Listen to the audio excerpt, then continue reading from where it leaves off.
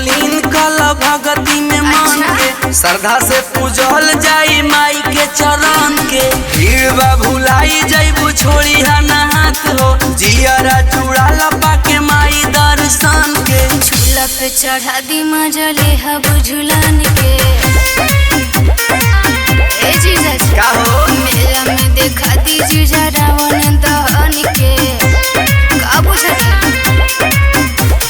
साली हो मलिन कल भगती में मन के श्रद्धा से पूजल जाई माई के चरण के।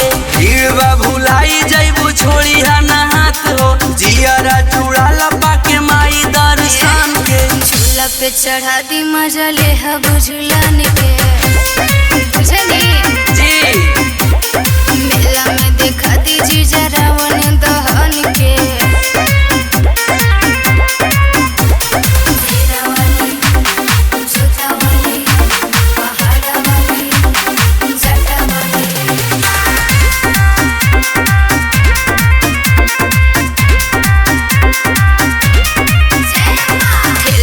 बिकाता जिलेबी डोसा खाए के मन बछोला समोसा। बिंदी कन वाली साली की न भूकिना नाक में न थुनिया पहिन भूकिना। झूला पे चढ़ा दी मजले हब झूलन के। मेला में देखा दी जीजा रावण दहन के। साली हो मलिन कल भगती में मन के श्रद्धा से पूजल जाई माई के चरण के।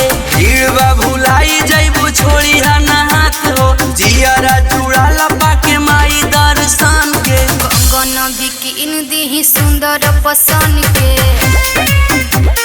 हाँ जी मेला में देखा दी जीजा रावण दहन के। का बुझनी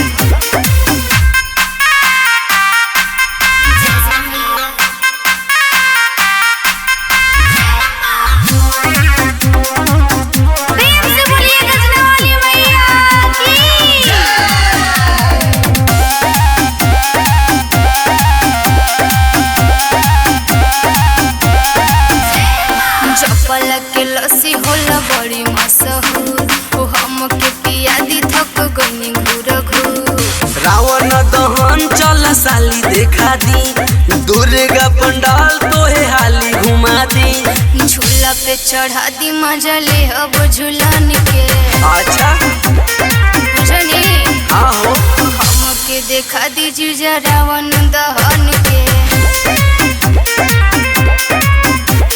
साली हो मलिन कल भगती में मन के श्रद्धा से पूजल जाई माई के चरण के। भीड़ बा भुलाई जइबू छोड़ी ना हाथ हो जियरा जुड़ाला पाके माई दर्शन के। संगे सूरज मल मनी राज प्रदुमन के। बुझनी मेला में देखा दी जीजा रावण दहन के। का बुझनी ठीक बा चल ई ना भइल बात। जय मां।